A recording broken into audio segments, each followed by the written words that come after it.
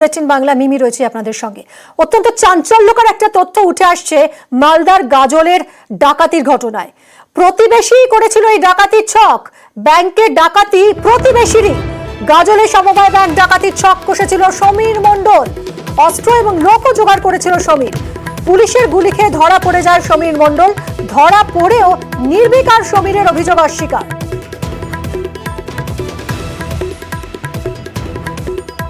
আমি করিনি স্যার, আমাদের এলাকায় লেগে ছিল না। ওই যে সমীর মন্ডল আছে প্রজেক্ট করেছে, ওর বাড়ি ব্যাংকের বাড়ির সামনেই, আরেকজন ওর সঙ্গে ছিল, আর আমরা 4-6 জন ছিল।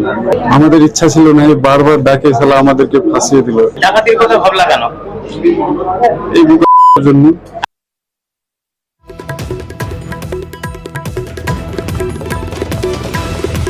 প্রতিবেশীর ডাকাতির ছক, ব্যাংকের ডাকাতি প্রতিবেশী। গাজলের সমবায় ব্যাংকে ডাকাতির ছক কষেছিল সমীর মণ্ডল।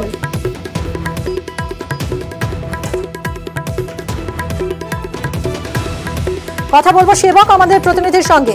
সেবক, একেবারে বাড়ির পাশেই প্রতিবেশী, তারই ডাকাতির ছক, তাকে তো চিনে ফেলার ভয় ছিল। তাহলে বাড়ির পাশেই এই সমবায় ব্যাংক। একদমই দেখো, অত্যন্ত চাঞ্চল্যকর তথ্য প্রকাশ্যে আসছে সমবায় ব্যাংক ডাকাতির ঘটনায়। যেটা জানা যাচ্ছে, অন্য যারা ডাকাতরা ধরা পড়েছে তারাই বলছে এই ঘটনায় অন্যতম মাস্টার মাইন্ড সমীর মণ্ডল। এই সমীর মণ্ডলের বাড়ি এই ব্যাংকের থেকে 300-400 মিটারের মধ্যে, রাস্তার কাছেই একদম এই সমীর মণ্ডলের বাড়ি। যেটা জানা যাচ্ছে যে ব্যাংকে যে ক্যাশিয়ার গুলিবিদ্ধ হন তিনি সমীরের পিসতুতো ভাই।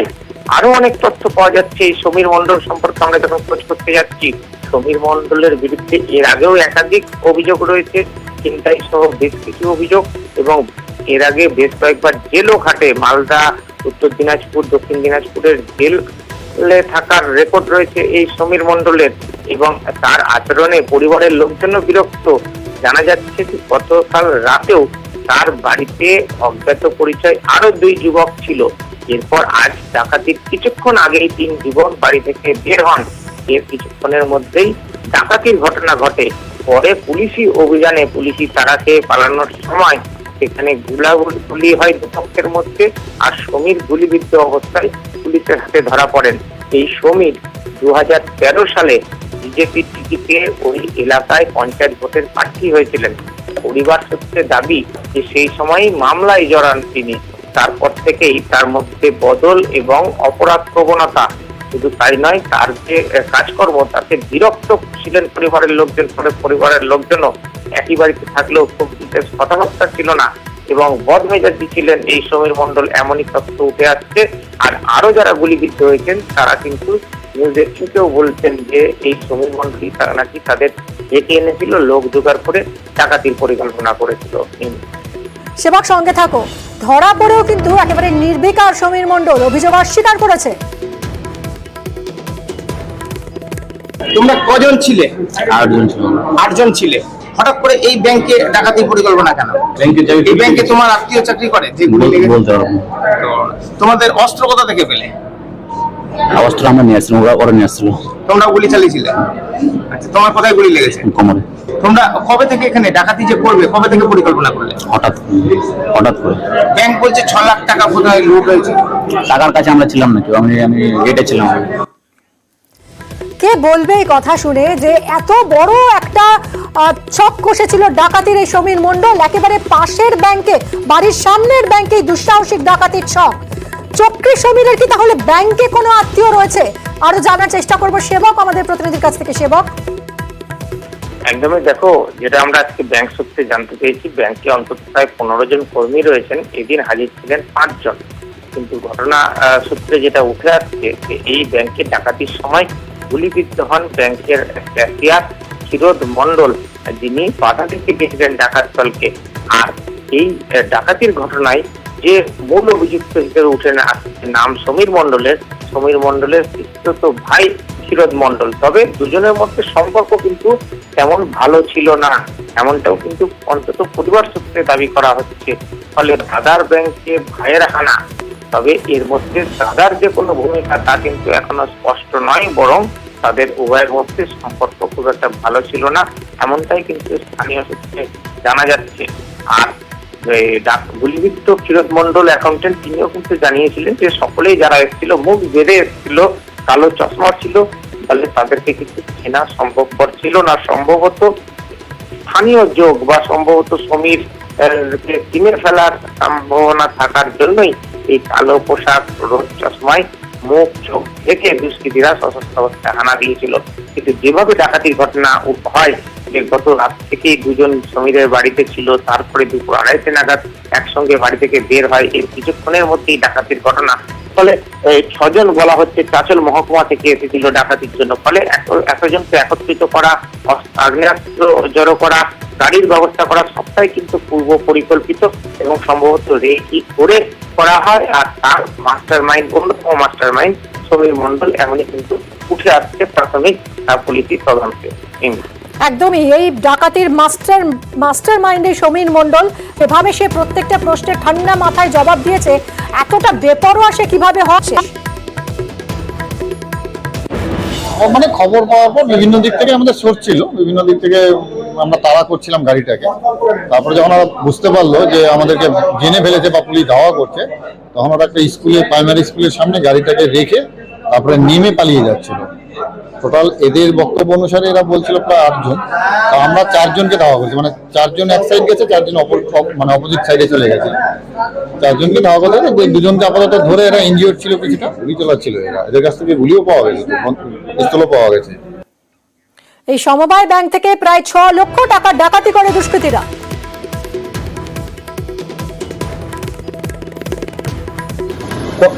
কত টাকা লুটপাট হয়েছে? এখান থেকে প্রাথমিক আমরা যেটা হিসেব করেছি 5,92,000। বলছি যে একজনের গুলি লেগেছে, তার শারীরিক অবস্থা কেমন আছে? মালদা মেডিকেল কলেজে ভর্তি আছে, আমরা ছিলাম সেখানে, ডক্টররা দেখছে, আপাতত স্টেবল আছে।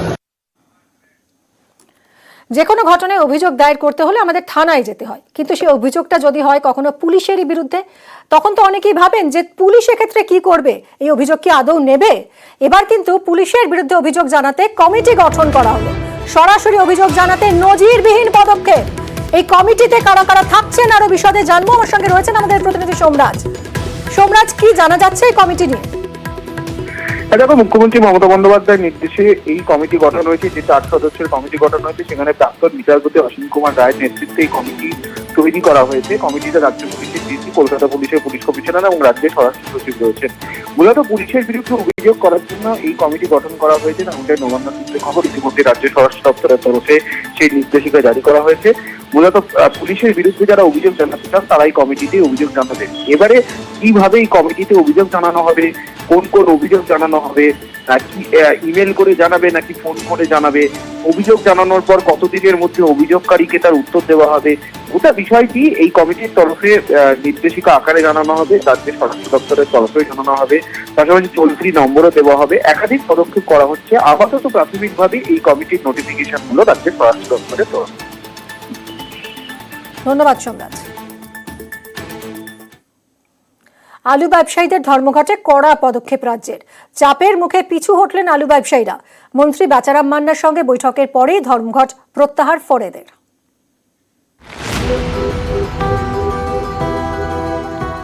সোমবার থেকে শুরু, 3 দিন পর অবশেষে উঠল আলুর ফরেদের কর্মবিরতি।